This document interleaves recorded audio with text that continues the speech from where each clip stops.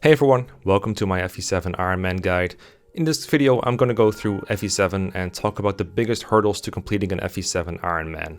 I'm going to discuss every chapter, not step by step, but I'm going to give tips on things that make the game harder to complete safely. This is part 2 because I couldn't fit all of it into one video, so if you've missed part 1, you should check that out first. If you're confused about anything in this video, chances are I've explained it in part 1. Last time, we finished all the way up to Kinship's Bond, chapter 22, which means today we're starting off with chapter 23, Living Legend.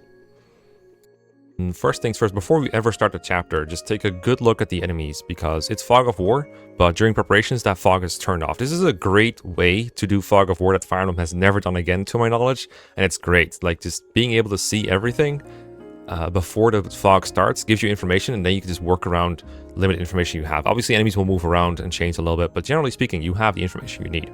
So take a good look at the enemy types and who you're going to send where. Pent is one of the game over conditions off this map. Your lords are no longer forced, but Pent is. This is one of 2 occasions where you can get a game over completely out of control. The other one is Jafar in Battle Before Dawn. This one has very low odds of happening. I think the only way it happens is if Pent gets hit by literally 3 Iron Lands Wyverns in a row in turn 1 and dies. It has to be like a 1 or 2% chance of happening. Maybe there's some freak scenario where he gets hit like once, he decides not to elixir, and then he gets hit by a bunch of other enemies. But looking around, there's only like mages here, so I don't think that's super likely. But there are some Wyvern reinforcements, I guess. You can try to save Pent with like a promoted Florina or Fiora if you want to. Heath probably isn't promoted yet. You probably shouldn't promote your Heath yet. I don't find that this helps a whole lot, because the big chance of dying, like the most likely way that he dies is turn 1 or 2, and you can't get there even with a flyer on turn 1 or 2. And from there, he's generally okay. It's still okay to like rescue him out later, just to get more control of the map, make sure he doesn't end it prematurely, or make sure he doesn't fight the bosses. It's a Fog of War map, so you should bring your thieves. Even if you're not using the thieves to pick up items, like you can use the desert item trick instead. You can use the thieves to steal items from some enemies. There's a mage here with a stealable guiding ring, and Jasmine has a white gem you can steal. But you can use the desert item trick to pick up items to save yourself some headache. I do recommend it. There's a video on it. There's plenty of videos on it, but Don does it in his run. It's pretty easy to see what you have to do in Hector Heart mode. Which desert item trick to use does differ between modes, so pay attention to that. But you can also just run around with a thief if you prefer. The bosses, they sometimes start moving off their own accord. They do technically have an ace support. If they get near each other, you're probably in trouble, but I've never seen that happen. But, you know, if it somehow happens to you, you know that that it's bad. The worst thing I think is these bosses just have very good stats. I find them a little bit hard to double, and they have like more bulk than you might expect. And Paul has a killer axe. I've only been able to think of one ultra safe way to do this. Well, 2. One of them would be like to chip them down with range, but what range attack is really going to let you kill Paul in time? The other one would be find someone with really good bulk, give them Ninja's Grace with Ninian, and then they can probably survive a critical hit. Maybe Osman can survive it. Hawkeye, your new recruit, probably survives it. Hawkeye is just really good in general. I think this is when Hector Heart mode, Iron Man or otherwise, gets a lot easier, because this is the first, like, I think, really good unit you get since Marcus. Everyone else is good, trainable, but Hawkeye is just good right out the box. He's so tanky, so strong. So, yeah, he's precious. You can get a body ring in this chapter. It's over here. You might want to use it on someone just to get the benefit of it. But, you know, there's another body ring you want to use later on Athos, the one from Sands of Time. That one is not guaranteed to get if you have trouble with that chapter. So if you don't get an immediate super obvious benefit out of the body ring, I would consider hoarding it, so you can keep it around for Athos, because I think Athos's benefit is possibly bigger than whatever you're getting out of it now, but that depends on your team. Other than that, you know, stay safe, use fog, scout it, the usual stuff. I guess you want to get the Gaiden maybe. I don't recommend going to the Genesis, and I'll explain why when we're getting to Genesis. But if you do want to go there, then keep in mind that you need to have, I think, 700 XP under your belt, and Pent can take some of it away, so maybe bring an unleveled units to train them here. I think usually when you play the map straight, you don't kill everything with Pent, then you'll get the 700 XP required, but I don't remember. Maybe don't go to Genesis though, we'll get into it. So, Genesis, I think this is a very scary map. I usually skip this one for Iron Man runs. There is a lot of XP and there's some good treasure to be had, but I think it's also easy to get deaths and even game overs here, so come here at your own risk. But let's assume you're going here. You should bring Pure Waters. Deployment slots are very limited, so it also recommends using door keys instead of thieves here, but, you know, up to you. Bring Restore Staves, because a lot of the enemies here have status staves. And I'm going to give like a big lecture here on status staves, because I think this is the first encounter with them in Hector hard mode, and there's a couple things that I've mentioned before on my channel that I think are really important to include in a guide like this. But I might have brought it up during like anime chess, for example, or other FE7 related videos. Status staves. Enemies with status staves, if they have a viable target, then they will go for that person with their status staff. Even if they can kill one of your units, they will use the status staff instead. They're just that dumb. Enemies with status staves cannot override if a status that your units already have. So if they're poisoned, for example, then they can't get berserked or put to sleep. Similarly, a unit that's sleeping cannot get berserked, etc. Ninian's rings, like Nini's Grace or Philos Might, which you can pick up last chapter, they make someone immune to status for a turn. So you can use these rings to prevent someone from getting status. However, you cannot ring someone that is already status. You can't use it to cure status. It works both ways, or rather, it doesn't work both ways. Enemies with status staves, they will always go for an eligible target that's lowest on your deployment order. So you might want to put units that you don't want status higher on the order, like your staff users, for example, and units that you don't mind getting status because they're near a restore user, lower on the order. Hawkeye is forced into this chapter, so he's automatically going to be pretty high in the order, which makes it pretty unlikely he gets targeted. Sometimes enemies can fail to spot an eligible target. If a unit has a lot of resistance or they're very far away, they might have so much staff evasion that the enemy thinks they have 0 hit, and then they will just go for someone else instead. I say think because they calculate their hit rates with a staff from the tile they start their turn at. Even if moving closer would give him like a non-zero hit rate. So sometimes an enemy would have hit on you, but they'll still not target you. Because of, in case you don't know, status staff accuracy is determined by how much res you have and how far away you are from them and how much magic they have. That's it. One more other thing, status staff hit rates are 1 RN, whereas everything else that's like hit rate related is 2 RN. In this game, status staffs are 1 RN. If you get berserked with a unit, you have to cure them. You almost have to cure them. It's too dangerous to leave a berserked ally berserked. Everything else, sleep and silence, you can usually wait out depending on situation. You also should remember that berserked player units, if you cannot cure them, they can move through your own units. So don't try to fix the problem by boxing them in, because they'll just move through and kill you anyway. Silence, one more AI quirk. Silence staves will only target units that have usable staves in their inventory, as far as I know. If I'm wrong about anything of this, by the way, there's going to be a pinned section in the comments where I can fix things. But as far as I know, silence will only target units that have usable staves in their inventory. If you give them a tome that they can use as well, then they will be higher priority, but a unit with just a tome, I believe, will not get silenced. You probably won't want to bring mages to this chapter anyway, but that's a funny quirk. Anyway, that's the status staff diatribe. Keep this all in mind when you're in later chapters like Night of Farewells and Cog of Destiny. Maybe scroll back to get the information again, because it is all pretty confusing sometimes. Ch29 leaves at the end of turn 5, and when he goes away, he dies, he will open all the breakable walls in the chapter like these over here, so they'll just be open. So don't bother breaking them if Ch29 is about to leave. You want to make as much progress as possible before he does, because while he's here, he's silencing all these scary promoted units, some of which have like status staves, long-range tomes, etc. Before Ch29 leaves, he can move around a little bit, and it seems random. It seems like he's trying to get enemies to attack, but what he's doing is he's trying to move as close as possible to your nearest player unit, regardless of like how many walls or stuff are between them. So that way you can manipulate them a bit, but it's kind of hard to do, I've found. The Luna Druids are very scary. I don't remember which ones have Luna, but you can check that yourself. You probably don't have anyone who can just, you know, not face crit from Luna, just like with Zolom. What you can do, however, is you can use Wrath's Longbow to chip them, or the Brave Axe that you got from Kinship's Bond. Hopefully you can use that to kill them before they get a chance to attack. You might miss with the Brave Axe and then still get killed, but you give yourself better odds. Turn 6, you get some unpromoted shamans and mages from the stairs over here. You can block those if you're able to get someone back there after you've made a bunch of progress, or just put a unit there with a pure water and one's range. They'll probably get through. You might want to consider leaving burners out of this if you're trying to do that. Generally the scary part is the promoted enemies, but the unpromoted ones can make it a little bit trickier. Yeah, I wouldn't go to Genesis, but if I was going to Genesis, this is how I'd roughly go about it. Let's go to Chapter 24. So as you might know, there's 2 versions of Chapter 24 for Fanged offense. One of them has Lloyd as the boss, which is the one we're looking at right now. The Linus version we'll get to in a second, but it's generally easier. However, this one is easier to get. So which chapter you get here depends on the total level of your lords. Most likely your lord's total level will be below 50 and you'll end up going here. which means you have to deal with Fog of War. Not visible in the image, but, you know, bring your torches, bring your thieves, bring your torch staff, etc. If you went to the Linus version, that's great. Like, if you're going to this one, congrats, you trained your lords, and also congrats, you have an easier map for this one.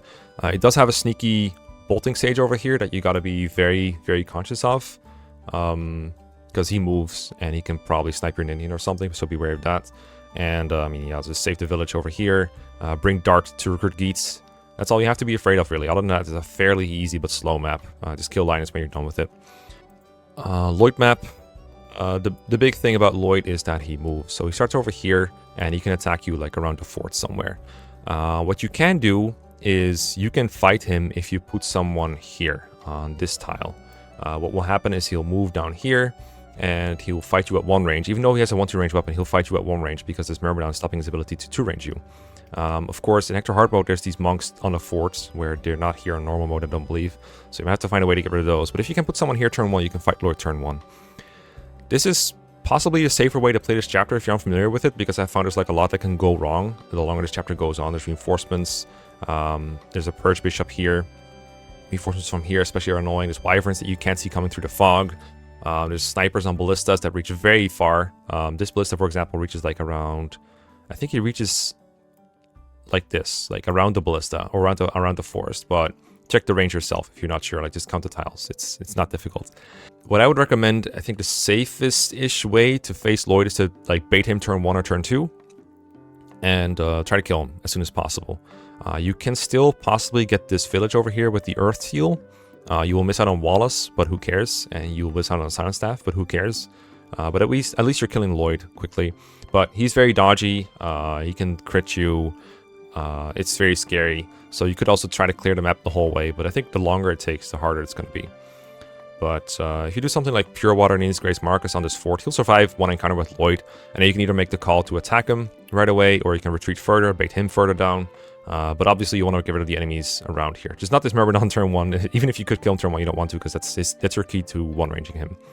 If you're going to go down here, there's a way to kill the Bishop turn 1. I think Isidora with Silver Sword at base can do it from like this or this deployment slot, so just kill the snag. Run over here and kill. I think she can survive all this stuff at base, but a promoted Cavalier probably can do it as well. But you might need to like get a Kill Lance crit or something if they can't 2-hit KO with a silver or something. So yeah, that's how I go about it. Let's move on to chapter 25. Crazed Beasts. This map is, I think, a lot simpler than the last one because almost all the enemies are slow when unpromoted, so they're pretty weak. It's a good opportunity to grind experience on people that you want to train up but haven't been able to up to this point. So, because there's only 2 bosses that move, Pascal and the Warrior over here. Most of the enemies are very weak. These little lines here are reinforcement zones. If you step inside them, then for a couple turns afterwards, you'll get reinforcements. Generally the same flavor as the ones you've already been facing up to this point. So this is pirates, there's cavaliers here, and there's monks here. If you want to recruit Farna, then you want to wait around until around turn 7 and make sure to free up the gold for her as well, the 20k that she requires. You can't silver card that gold, but you can sell your Ocean Seal, for example, to get 50k. The Ocean Seal you can find in the desert. That's the way I usually go about it. But generally, I would not activate these zones unless you really want to maximize your XP gain, or you're about to finish the chapter. So like only face like 2 turns of that. The pirate wave is only 1 wave, so I guess that one is whatever. But the monks and the cavaliers are a lot more. So activate those early if you want XP. Otherwise, wait until you're about to seize the forts all at once and then activate them. You only have to face like 1 wave maybe. The cavaliers you can block, I believe, because they come from the forts. I think the monks you might not be able to block because they come out of that fort that the bishop is on. The bishop has Purge, be wary of that. If you send someone here, give him a Pure Water. It's a good opportunity to train Farna or even Heath, or Fiora or Florina, whoever you want. Flyers do pretty well over here, just watch out for the Ballista. Get the village with the Elysian Whip before it gets destroyed by a pirate from like here. I think those pirates or these pirates go for the village. Might want to save that in time. So if you're going to turtle, maybe that's like the one thing you should reach out for. Pretty simple map, I don't know. Let's move on to 26. Right, so 26, Unfulfilled Heart. This is a survive map. You don't have to do anything, so don't do anything crazy, but you can do a couple of fun things that will make it a bit more hectic. Get the Luna from the Shaman. This is the second Luna you can get. The first one is in the Dragon's Gate chest. You want at least one of those for endgame. This is an easier one to pick up if you miss out on the Dragon's Gate one somehow. Generally, they're both easy to get. Get the Luna from the Shaman. It's free. Get Hammer from the village, whatever. Pent and Louise on this map. Pent is one of the best and safest units in the game. So you're probably going to make a lot of use of him in Hector hard mode. He also has the Ace Staff as a base to help with that status staff problem I was talking about earlier. Louise is also useful, but if she dies, then Pent goes with her. They both leave. So you want to be very careful if you deploy Louise, and maybe don't deploy Louise. But in future maps, sometimes it's just nice to have her support Pent and then give him plus 15 avoid and plus 3 defense. So it's a very, very risky trade-off that you can do. But if you think you can keep Louise safe, then by all means deploy her if you have the room for her. You can make a pretty risky detour to this armory because it sells killer weapons. If you didn't get the chance to visit the Dragon's Gate one, or you need new ones, then this is possibly worth doing. But I would only recommend going for it if you have Hawkeye and I think like 1 or 2 flyers. Or I guess a trained dart, but that's kind of rare. But if you have trained dart, I guess you can do the same thing. So what you can do is you can bait Vida off to the side somewhere, preferably on a fort or a peak, because that gives him massive bonuses. Hawkeye gets doubled, and he probably faces like some crit chance, but he also has like a million avoid thanks to the peak and weapon triangle. So I believe he does just fine at base. Give him elixir. He can hold out for like 1 turn at least. That's all you should need to go to the shop. Like preferably position someone like near these mountains somewhere out of range of Vida. Make sure the auto wyverns are cleared as much as possible, and on the last possible turn, visit that armory with your silver card and go get all the killer weapons you want. Also an opportunity to buy javelins, I believe. Let me check if they have that here. Oh, they don't show it. I think they sell javelins. I remember buying javelins here. If you're out of those for some reason, then you can buy them here. There's kind of a long stretch coming up where you don't have armories. I probably should have warned about that. In 4 Fanged offense, that's like the last shop you can visit for a while. But yeah, if you need weapons, this is a good armory. Just kind of risky. Also, next map, there's another route split coming up, chapter 27, which is Pale Flower of Darkness. There's 2 versions of that, and you want to go to the Kenneth one, which you will get either by default if you never, trained your Hero Crest users or your Guiding Ring users, minus Canas. But if your Hero Crest users are ahead, this map is your last chance to dispose of them. So if your Dorcas has like 5 levels from the early game, and you think that's the difference between Kenneth and Jerme version, you might just want to throw him at Vida and just kill him off like that. Or another enemy. Maybe you don't want to bait Vida out, but you can kill those units off here if you want to. If you trained Raven, you can technically kill him off here. I wouldn't recommend it because why even use Raven if you're not going to use him in the late game? I wouldn't kill Raven for this, basically. But just know if you want to get rid of people, or you want to train Urk or Lucius or Sarah or Priscilla some extra levels to try and make the difference, you can do that here as well. It's not like a death sentence to go to Jerme, I just think it's a very tedious map. So, there we go. Other than that, it's a survive map, don't do anything crazy. Get XP if you want to. So, chapter 27, Pale Flower of Darkness, this is the Jerme version. This is where you go if your Hero Crest users have more total experience in Hector hard mode than your Guiding Ring users, not counting Canas. So 4 units versus 4 units. This map sucks. I recommend if you do end up going here, look up what's behind every door before you open it, or just be ready for everything. It can be kind of tricky with the snow outside. For example, this first room has a Bolting Sage. This room has Luna Druids. I forgot if they all have Luna. I think one of them has Nosferatu. But just make sure that you're ready to kill whatever is inside, or be ready to back away or something.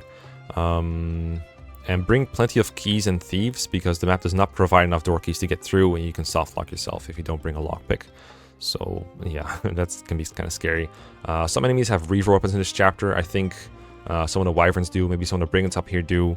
I know some of the cavaliers, paladins over here do, so beware of that. Harken and Karel join here, or well, one of them.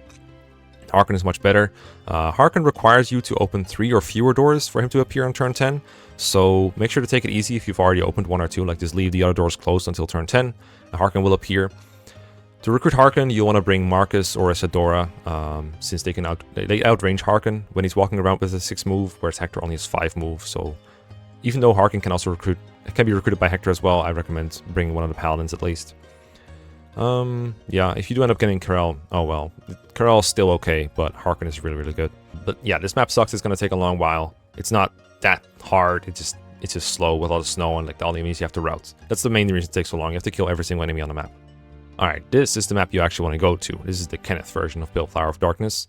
There's still a lot of snow, but it's a siege map, so you can end it whenever you want as long as you get over here. Some units, like Wrath and your flyers, they have 4 move even in the snow. And you can use that to help someone else move along quicker, like you can rescue Pent or Hawkeye. You can ignore the center area, like this whole part behind the door, for the most part. There's one thing you have to do, and that's get rid of the bishop. You want to kill him because he has Purge, and Purge, it will one-shot your Ninian, it will hurt your other units a lot more, so you probably want to kill him with like a longbow or something. But if you want to grab Harken in this chapter, then the game is going to count how many promoted enemies you killed, and specifically it counts, I think, this bishop, this general, and I think this sniper, and maybe like the swordmaster over here, I don't remember. You're probably not going to see these two upper ones, but the bishop in general are significant. So if you want Harken, you have to kill less than 2 promoted enemies, so 1 or 0, which means you have to leave this general alive if you want Harken. And you're killing the bishop. If you're not killing the bishop, then I guess you can kill the general. So what you're going to do is get Harken, and then when you have Harken, or when he's on the field, you can kill this general and get a speed wing, because he does drop a speed wing that you really want. You can also, instead of fighting this general, you can use a light rune on like one of the choke points here, and he won't get through. Eventually it'll disappear, but by then you'll probably be far enough ahead that it doesn't matter that he's out here. Other than that, it's not a super tough map. You might want to rush a little bit to get the chest before the thieves do. Note that this entire part of the map is in range of Kenneth's Purge, and not only is that kind of a strong Purge, but it can also crit some units, because it has a little bit of crit on it. So stay out of range, or use a Pure Water, like a durable unit, and take it slow. Maybe run them out of Purges if you want to, or, you know, make sure someone survives a crit before they go in here. Alright, I think this is the one we've been waiting for, Battle Before Dawn. Battle Before Dawn is the second map where a game over can happen without the player being able to do anything about it. But the better you prepare, the less likely it is. So if you're doing a hard Iron Man, I really recommend trying to plan ahead here to stop yourself from losing 18 plus maps of progress. I've noticed that if you do prepare for this, the chances of it going wrong are very small. They can still happen, but it's very small. Whereas if you don't prepare properly, then things can definitely seem out of your control when they're really not. So the way to game over this map is if Zephiel dies, which usually happens because either Jafar dies and the enemies that were going for him are now going for Zephiel, or if, what's the other reason? Oh, there's other enemies that catch up to Zephiel from the other side. We'll get into that in a minute. Jafar's death on Hector hard mode is actually kind of low. The first fighter that he fights is this one. He has a steel axe. He only has 8% hit. And then on NPC phase, he's going to attack another Sword Reaver fighter. I don't know if it's this one or this one, but it's one of them. And Jafar has like a... first of all, he faces only 53% chance to get hit. And Jafar has like a 40% chance to just outright crit him before he gets the counterattack. So generally, there's nothing happening there. And on turn 2 enemy phase, no enemies can reach Jafar. So only from turn 3 onwards can complications happen when he's in range of a bunch of enemies. 2 of the enemies he faces do have Sword Reavers, but most of the time I find that he comes out on top. Worst case scenarios, he either gets hit by enough people to be slightly above half health, and then he doesn't heal himself, and then he dies on the next turn, or he gets hit by literally everything and he dies. But almost anything else, he's usually got enough HP to survive, or he'll be below half HP, or he'll use an elixir. But it is RNG, I will admit. Sometimes it goes wrong. Nothing you can do about it. If you play soft Iron Man, this is one reason to reset. If you play hard Iron Man, I'm so sorry. So the other way this can go wrong, besides with Jafar, is there are 2 mercenaries on the right side. Ursula's got like this little square of mercs around here. These are out of place. These will start moving, I believe, on turn 4, and they're headed for Zephiel. They're programmed to go for Zephiel. But you can stop that fairly easily in 2 ways. You can either have someone here by turn 4 and just bait the mercs out towards you, because they will attack anyone in their range. They're not just hard focused on Zephiel. So have someone here by turn 4, and that's already a good idea anyway, because that allows you to kill Ursula. Harken is very good at killing Ursula himself and these mercs as well, so would recommend getting him over there if you can. Might need some like creative use of Ninian and maybe some rescue dropping, but it can be done. The other way you can do this is simply have like a high move unit like a paladin or a flyer come like around here with a lance equipped. That puts him in a pretty good spot both to fight some Sword Reaver and Sword Reaver Slayer fighters and the mercs. So that's a fairly easy way to do it. I don't think it even requires rescue dropping to get someone over there. So if you have a paladin alive that can reasonably handle themselves there, that's one way to do it. So, but you should still fight Ursula, even if you're doing that strategy. It might have to take you a little bit longer to get there than turn 4, but that's okay. The sooner you kill Ursula, the better. She can be killed in 1 round. With bolting equipped, which you will usually have, you only need 15 attack speed to double her 11 speed. And you only need 32 attack power to hit kill her with a physical attack. So Harken, for example, what you just got last chapter, he can do at base. Marcus, for example, at base, he is 3 strength and 4 speed away from doing it. So he can probably not reach the benchmarks unless you gave him like the speed wing and some lucky level ups. But if you trained like any other paladins or flyers, they might get there or be able to 3-hit KO or something. But if you need to like use last chapter speed wing, for example, to reach that benchmark, it's absolutely worth it. If you kill Ursula, it stops all reinforcements from there on out, which makes saving Jafar easier. And it also means that you don't have to deal with her moving around and using bolting, which eventually she will do if you leave her alone. Hopefully you never get to that point. There's also a chance that Nino over here dies to the monk that she's fighting due to his single % crit rate. It happens, and it sucks that if you wanted to use Nino Fortune, she just dies here, but, you know, better Nino than Zephiel, right? The thieves in this chapter, they go for treasure, and all the treasure in this chapter is really good. There's boots, brave lance, rescue, and the Delphi shield from left to right. Fortunately, there's some cheese that near guarantees you the treasure if you make the right moves. The thieves have the same AI as that one thief from chapter 11, I keep using it as an example. They have a compulsion to open doors and chests if they see a path to them. The thieves all spawn from the left side over here from this stairway, and they just walk around here to this first treasure room. So they'll go for the boots and brave lance first, but if they're done with that, they will also try to get their hands on the right hand treasure over here. So what you want to do is leave at least one door or chest unopened there and don't block their path. So don't stand in this corridor blocking the way completely for them. Don't stand in the entrance of the treasure room. Leave it open for them and they'll come to you and you can just kill them at your own measure or leisure. Most treasure, you can just get it from the thieves dropping it, but just in case you might still want to bring your own thief and some keys. Plus, you know, it's a Fog of War map, you probably want to bring a thief anyway. Now, since you don't necessarily have to race for the treasure on the left side, and since you know that Jafar can probably be saved from the right now, you don't have to send someone through this left side here. In fact, if you don't leave this door closed, a thief will actually go for it and then go back, which is very funny. But you can give Jafar a little bit help if you want to. If you're sending someone, make sure it's someone that can handle these 3 enemies over here. They don't have to be able to fight Maxime, as long as they have 8 move to pass him by. So Maxime is off the side here, and what you can do is count the squares. This is how far he can move, and then these are the squares where Maxime can attack. And you can also do that from the bottom here, and then he can attack these squares. So you can see here, that's kind of sloppy of me, there we go. That's slightly less sloppy. What you can do with your units is if they start there, if they end up here, they can go 1, 2, 3, 4, 5, 6, 7, 8, and here they can pass through that entire range without ever getting into Maxime's range, and that way they can, I don't know, they can just pass him by basically. There is a possibility of thieves getting in your way. I don't remember exactly what turns thieves are there, but if you just use like a torch staff to light the area, you can figure that out without risking anything, and you just pass him by. This is good because Maxime is really strong. He has bugged stats. The game has him get both boss bases and growth as if he's a generic enemy. That also means he's worth less XP, so it's really a lose-lose situation for the player here. The game doesn't think he's a boss, he auto-levels him like a generic enemy, but he starts with boss bases. So if you're fighting him, maybe do it towards the end of the map when you have more control over what units to send where. You don't have to worry about all these time-based objectives. There is a guy in chapter after this, chapter 28X, Night of Farewells. In order to go there, you need Nino and Jafar to survive, and you need Nino to talk to Jafar. You have enough time to do this once the chapters die down a bit. I can't really recommend going to Night of Farewells in an Iron Man because, again, it's a dangerous and long map. But if you want to play it, it's there. I don't think it's as dangerous as Genesis, but it is definitely a hard chapter. Alright, we're here. Anyway, despite my advice, we're in 28X, Night of Farewells.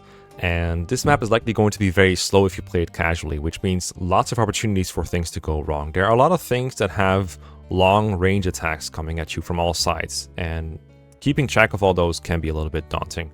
Nino and Ninian especially have to be protected here because they have very little HP and defense.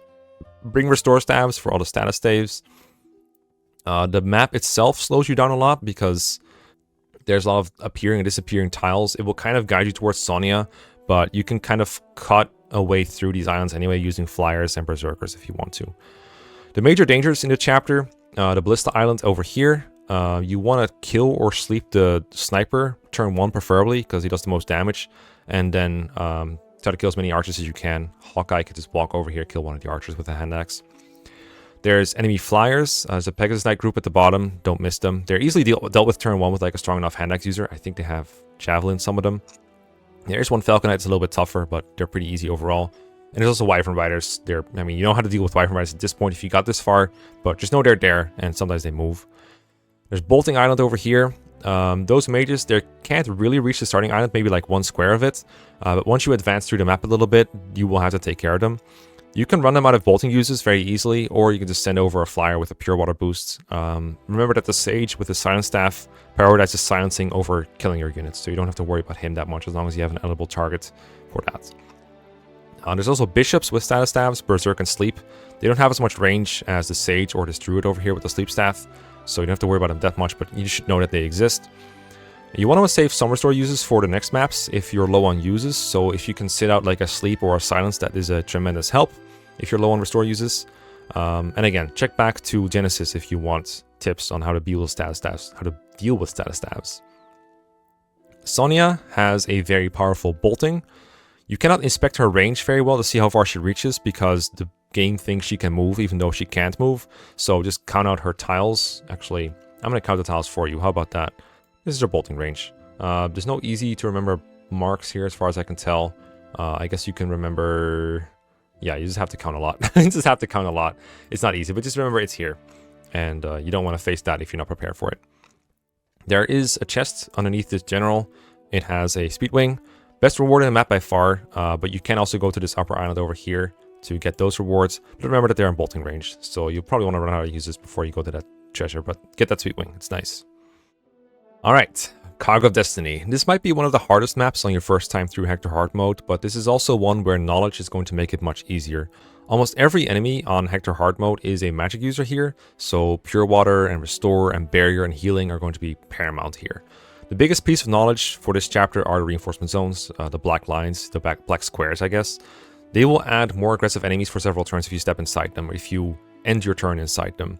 Personally, I always avoid these zones marked as like the ones that are 1 and 3. I go through zone 2 and I go through zone 4 because you have to, but you can avoid zone 1 and 3 very easily. Zone 2 only gives you bishops and monks from that square over there, from these forts, which are fairly easy to deal with overall. But the other ones give you like Valkyries or Luna Druids, so you don't want more of those. Initially, the biggest headaches on the map are this bishop with a purge tome and this sage with a bolting, because they move, so that effectively gives them what, like 16 range with their attacks. That's very scary for Ninian and Merlinus, I guess. If they kill your Ninian, it's not the end of the world because this is the last map that Ninian is deployable for anyway, but she is very helpful on this map itself, so try to protect her anyway. If your Merlinus is promoted to a wagon like he is in this picture, then he can be very helpful to bait a sage or a bishop over in your range because they'll go for him and move further. You can also do something like have a unit that barely survives with a pure water boost maybe, and then they can help bait them out because enemies like to go for units that they put on low HP. And then you can kill them hopefully and get rid of them. That's another reason why I think activating zone 2 is okay, because you'll probably have to go through it anyway to kill the bishop and the sage. The warp village over here gives you a warp staff. It gets destroyed by this brigand. He takes a while to get over there, but if you're just turtling at the starting point, he will probably make it before you do, so you might want to send a flyer over there. If you've trained far enough, this is a good like side quest for her, is like fly between these 2 reinforcement zones through here, get the village. If you have Heath, you can do it too. You just have to be more careful about avoiding enemies and using pure water religiously. Okay, let's talk about the main thing about this map, what makes it so difficult. It's the Valkyries. There are, I think, 9 starting in Valkyries. 5 of them are over here, and they don't move until you enter the zone 4, so you don't have to worry about them immediately. Instead, worry about them later, because you'll have to worry about them. But the main worries are these, this one, and you can get Valkyrie reinforcements if you enter zone 3, which is this one, so don't go there. If you don't want to face more of these menaces. They have 8 move, and they are very, very fast. Unlike almost every other FE7 enemy, these are almost impossible to double attack, and they will often double your units, so usually a failsafe like Oswin or even Marcus can actually get trashed by them. So be very careful. However, a lot of them have status stabs, and remember what I said earlier about status stabs, they don't attack you unless they don't have an eligible target to status. So you can use that to put units in risky situations where they would otherwise get wrecked. Now, there are some ways to kill Valkyries. I mentioned before, Ninian's Grace is very good defensively, but offensively what you can do is use a Brave Weapon from a high attack unit to KO them. Of course, if the unit doesn't have particularly good skill, like, I don't know, Heath, then it might be inaccurate, but it is an option. Really fast units can double them. Jafar can kill a lot of them at base. Sometimes you can use the Brave Sword with him to 2-hit KO them before they can counterattack, but you can also just use a Killing Edge if you prefer to use the Brave Sword on someone else. Raven has 25 speed max and he sometimes hits that cap at this point, so you can use him to double, but he will have to not weigh himself down. If he's using the hand axe, and he probably won't double unless you feed him maybe the body ring, and even then. I think the Valkyries have around 22, sometimes lower AS. Might be 20 sometimes. So yeah, these units can be used to like get rid of them. If you have a high risk unit with a 1-2 range weapon, like the Valkyries or the Falcon Knights, then you can use a Javelin enemy phase to weaken them. And then sometimes the other ones will try to heal the other Valkyries, so that saves you some attack there as well. It saves you some attacks there as well. Kenneth with Luna has weapon triangle advantage, and he pierces their high res, so he can be used to weaken them. I don't think Kenneth's magic will often be like super good. He might want to kill them with a lucky crit, but otherwise he's probably gonna like 2-shot them at best. Speaking of Luna, Luna druids are also scary. I think this druid has Luna, but either way, there's like a lot of enemies with Luna on this map. Just the shamans, watch out for the crit rates. Again, you can use brave weapons to kill a Luna druid before they counter you, or you can use Luna chip. Funnily enough, Louise has enough crit avoid from her natural luck and her pin support to not get crit by Luna at all, from my experience anyway. But because her HP is so low, you want to make sure she's not in range of anything else that can hurt her. If you give her like a barrier boost, then I think she usually takes 0 damage from most magical enemies here. But again, watch out for like shamans with Luna, or enemies that have higher attack, or enemies that hit on your physical defense, like the sniper, the brigand, etc. The easiest way to keep this map chill is just don't enter zone 4 until you're done with everything that is aggressive. That's the most turtly way to do it. So take care of every other enemy that's like moving for you, and then go into zone 4. Before you enter zone 4, make sure that you have the Vita reinforcements, that you're ready for those. So put some people on the spots indicated here. Don't worry about blocking Vita, you literally can't do it. She will just move onto the map for you no matter what you do, so you can't accidentally block her, don't even try. But you probably want to block some generic reinforcements because they're annoying, they have poison lances. So keep Hector there, or Eliwood if he's your main lord, so they're ready to recruit Vita, and block some other spots. And make sure you're ready for all the other enemies to become aggressive, including these Valkyries. The armor here, it doesn't sell 1-2 range, but it does sell silver weapons, so you might want to grab a couple of those, especially if you're low on weapons. I've had a couple times where I've had to send Farna here, not just for the village, but also just because I needed to buy weapons. Lastly, the boss. This is Lloyd, but if you fought Lloyd before, then you fight Linus here. Linus is far easier, in my opinion, to fight here, so that's why I'm usually happy to fight Lloyd first in chapter 24. You cannot crit them because of the Iron Rune. You could theoretically steal it from Linus. Linus, right? Yeah. If you deploy Legault, but you probably don't. You probably don't have space for that. You don't have that many deployment slots in Hector hard mode. They can crit you, especially Lloyd, at 1 range, but not at 2 range. They have a light brand. The light brand cannot crit at 2 range. So if you have some kind of 2 range attack that works well against them, they're kind of rare, but they exist, then you might be able to take advantage of that. But generally speaking, you're gonna have to risk a crit at 1 range, I'm afraid. That's it for Cog of Destiny. Okay, so the Berserker on Hector hard mode, you get 1 slot besides Hector. Just bring a good combat unit. Any items that you bring on units slower than the enemy thieves will get stolen, so you might not want to bring any that will cause the thieves to just suicide on you. You don't have to bring a thief on your own. There are like 2 stealable items here. I think it's Sweet Wings and a Goddess icon. Again, you can look this up on the left side of the page over here. They're here and there. Where's the other one? I don't even remember because I never bothered bringing a thief. Like, why even bother? Just complete the map instead. It's easier. You don't need those stat boosters. They're not that good. Sweet Wings is okay, I guess, but at this point in the game, most units will probably double most of the enemies, and some of the enemies will just not be doubled by Sweet Wing units. So don't bother with a thief. Just bring like someone good. Fight out Pens, whoever. Make sure you can take care of the boss with them if Hector is not up to it. But Hector has like this entire chapter to train, so he might be able to take care of it by the end of it. Make sure to keep like a slot open maybe before getting the Tomahawk, but whatever, this is details. This is an easy map. Let's just move on to the next one. Okay, stanza time. So there's a lot of status staffs spread around the map. So again, refer to previous maps when it comes to dealing with status staffs. There's a silence here. There's a sleep here and a berserk here. Those are the main ones you have to watch out for. You can catch some of them turn 1 or turn 2 if you're smart, but you might have to deal with like 1 or 2.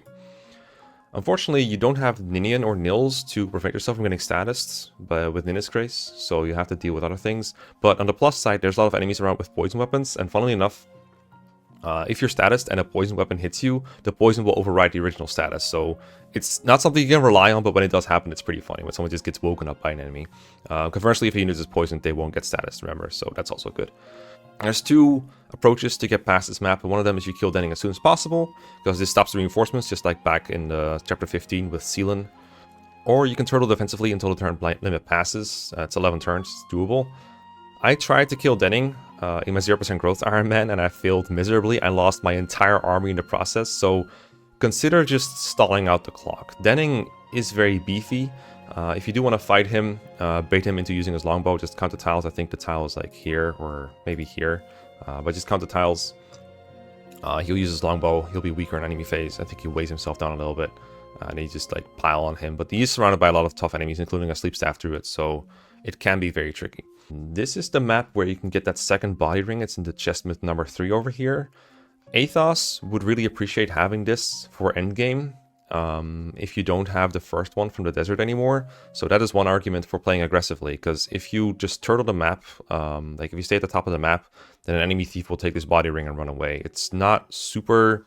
It's a pretty lenient time limit for that thief, but at the same time, if you're just staying up here, letting this whole place get clogged up by enemies, then how are you ever going to get to that thief, right?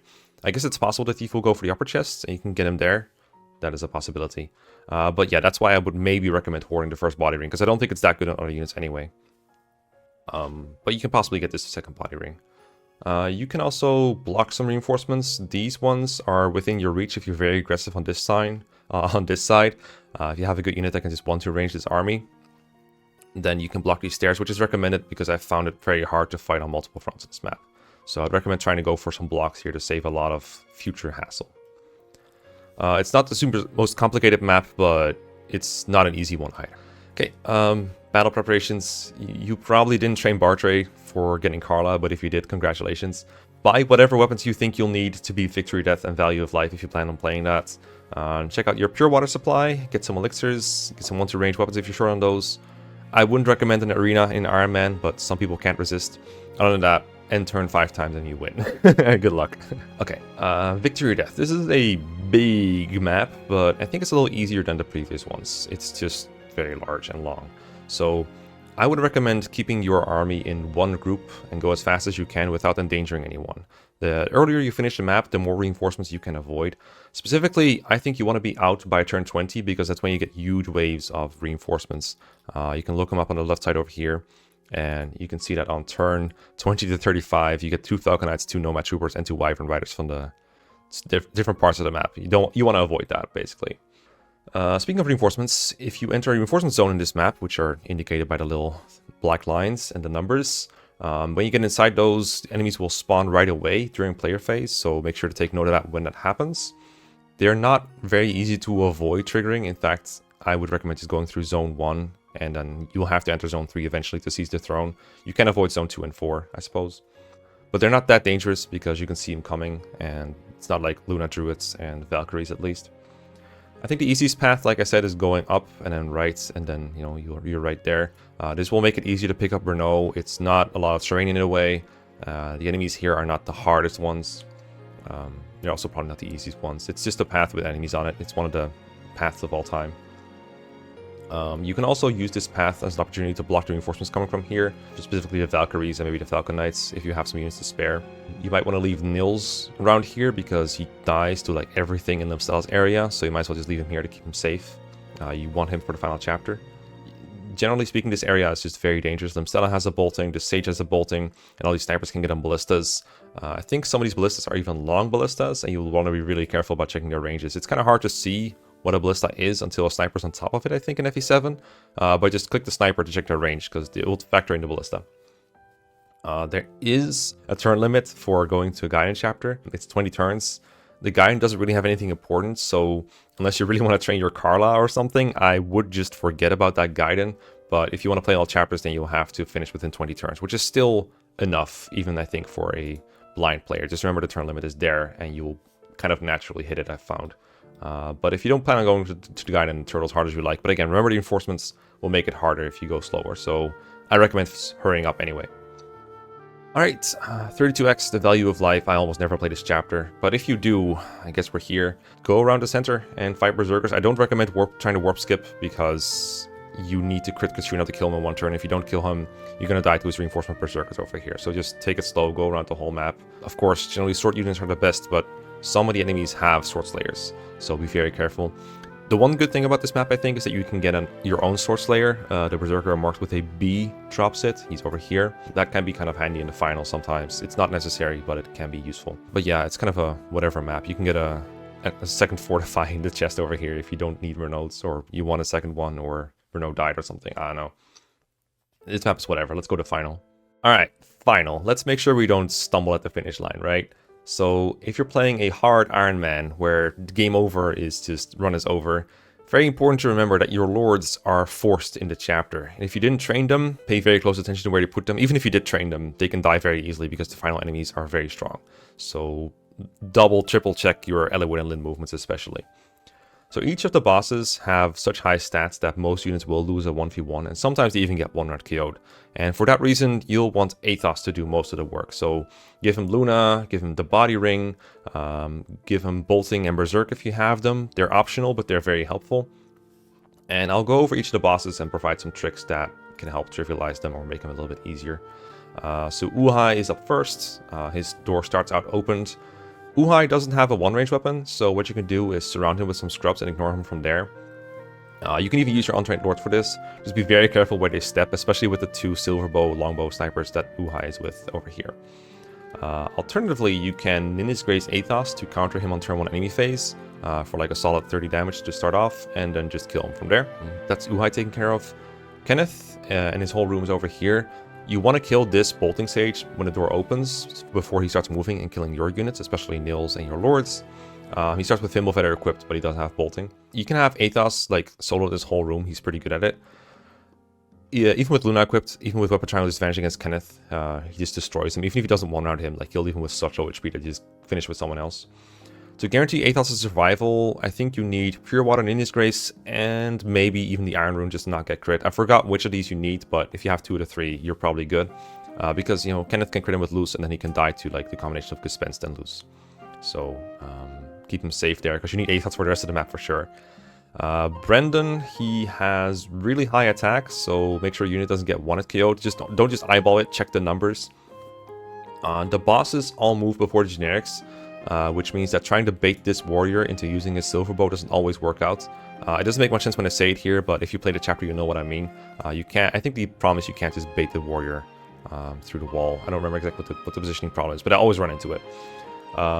So yeah, you probably want to have Brendan just move towards you and then hit him with range attacks to avoid getting hit by him, because I think the combination of Brendan and his generic will probably murder you. But fortunately, he doesn't have to range, so that's easy to do. Darren is next. I usually have a trained Hector just block this room. Probably want to go over here or here if these snipers are still alive to avoid taking chip damage from those. What you want to notice is that the general, the generic guy over here, he has a silver lance equipped, but he also has a silver axe, which has a little more attack. So if you're adding up damage numbers, make sure that you don't get two-shot by the combination of them. Hector's usually fine. If you put him here and on where the door was, then you don't have to worry. You can, by the way, you can open these doors yourself if you want to with door keys. It's a little dangerous sometimes, but it can also help to do it faster sometimes. Depends on where your units are going to go. But just know that's an option to use like an unlock staff or a door key if you want to. Ursula and Jerme, you can fight them through this wall if you want to. You don't have to go all the way down here. If you've taken care of Brendan, that can be an okay option. Jerme does like no damage because he comes with a rune sword. And it's really, really bad. It like halves his own damage. So if you can kill Ursula quickly, the room is basically taken care of. I would maybe recommend keeping Jerme alive, and that'll be beneficial for reasons I can explain later. But you might want to keep him alive because he's the least dangerous enemy in the room, and you might not want to immediately kill everything you can, because the moment you route the map, well, something will happen. That's Lloyd and Linus last. This is the hardest room. Lloyd doubles and one-rounds most people, and Linus has a brave sword, and they support each other. Lloyd moves first, so what you can do is counter him with a Sword Slayer or a Rex Hasta user right away before he gets his support bonus back. You want to put him like at the edge of the range so that Linus doesn't have a chance to follow up with the Tomahawks. It's like 1, 2, 3, 4, 5, 6 here. You want to put your unit here probably. And that should counter Lloyd without getting in range of Linus. So do that. Alternatively, if you're fast enough, what I'd like to do is have Athos go over here along with Nils. They don't have to be here, they just have to be able to reach that spot the moment the door opens. And then you Luna, Lloyd, dance for Athos and do it again and he dies because he only has like 55 HP. So that way you kill him right away, and yeah, you're in range of a Tomahawk, but the Tomahawk is not going to kill Athos. And this removes the support bonus from the equation entirely. That's the safest way I know to do it. Of course, Athos has a lot to do in this map, so you might not always be able to pull this off, but I would try to play the map as fast as possible just to be able to do this, because it makes it so much easier. Lloyd and Linus are insanely dodgy. If you get unlucky, you can just straight up die to them. So this is one method I recommend shooting for if you can. So if you kill all the enemies, then this door will open up and you will see Nurgle, and then you'll get some reinforcements from here and some generals from the bottom. If you're not ready for that, that can be very scary. So if you want to take it a little bit slower, you can keep Jerme alive intentionally without killing him. Well, you know what I mean. So get yourself ready for that opening up before you kill Jerme. Once you're ready, kill Jerme and the door will open. But what can happen is if you kill an enemy on enemy phase by accident, then it can open on enemy phase and they can move before you, I think. At least that's what happened to me in player versus player, FE7. I don't actually know if it happens in vanilla, but I think it does. So, yeah, make sure you can kill Nurgle right away when that door opens. That saves you a lot of hassle. Nurgle, people meme on him because he's not that strong, and he isn't, but his stats are very good. He's just not that hard to kill. But Athos doesn't one-on him guaranteed with Luna. He's left with like 20 HP, and it can be surprisingly hard to chip him down. Are Nurgle's stats on here? Let me see if I can see him. Yeah, so he has 29 defense and 77 HP. He's not easy to kill. So, take it easy. Make sure you have someone who can hit him. Make sure they're accurate, or just take 2 turns to kill him. There is a Berserker Druid over here that can make things hard for you. So if you take more turns than 1 to kill Nurgle, that can be a threat. If you think you can't handle Nurgle in 1 turn, what you might want to do is kill the Druid instead. And then these guys will show up next turn, so you only have to deal with a Sage. And Nurgle doesn't move, so you're probably going to be safe just standing here to kill the Druid. That's Nurgle. Let's go for the home run, which is part 2. Let me see if it's on screen properly. The Fire Dragon. This you're hopefully familiar with. Just use Luna Athos. If you have a body ring, you can double. Remember that the dragon has 3 range, and remember that this bolting mage or this bolting sage covers like roughly where Lyn is and everything equivalent to that. So keep people out of that range if you don't want to die. It's probably okay for most people to get hit by a status staff from one of these guys, but you don't want to get bolting last minute. If your Athos is dead, then you might be in some trouble, because the Fire Dragon will take a lot more hits to take down. I guess Kenneth can use Luna. That's an option you have. Hector will oftentimes have the stats to survive the dragon. Just make sure he doesn't get doubled while holding arm mats, because that's the only way you're damaging him. Remember that the Fire Dragon pierces your defense. He does 39 damage on Hector hard mode. There are times when he rolls 40, and in that case, he will kill Athos. You can prepare for this if we want to by giving Athos an angelic robe, but that means saving like the 1 or 2 robes you get for Athos, which, I mean, they have a pretty good return using them earlier. But if you got the angelic robe from Night of Farewells from the chest in the top right, then I guess that's like a use case for it. But generally speaking, this is not worth doing. Just hope the dragon has 39, and even if he has 40, maybe Hector can handle it. But yeah, remember the dragon has 3 range. He doesn't move, but he does attack like all these squares. So just assume he has a longbow, basically. A very strong, very scary longbow. Remember that means that like if someone attacks him at 2 range, and you want to heal that person, you have to get that person out of there, or maybe use a physic instead from like outside of his range. You can also use like rescue drops to reposition people to safety if you need to. So yeah, just remember you have those options, don't panic, and you'll be good. This is not the hardest part of the game. That is long like behind you. That's it. That's the whole guide. I probably missed something because I just discussed like 30 chapters in one video. So if you have any other tips, feel free to put them in the comments down below. I might pin the best one. I might also pin corrections because I probably said something wrong along the way here. But let me know if you found this helpful at all. Let me know if you're using this for your own run, or if you just think it was interesting to listen to. And I might do some for other games. Feel free to request some. The best one is probably FE6 to do next if I'm doing that, but we'll see. Anyway, thank you for watching, and I'll see you next time.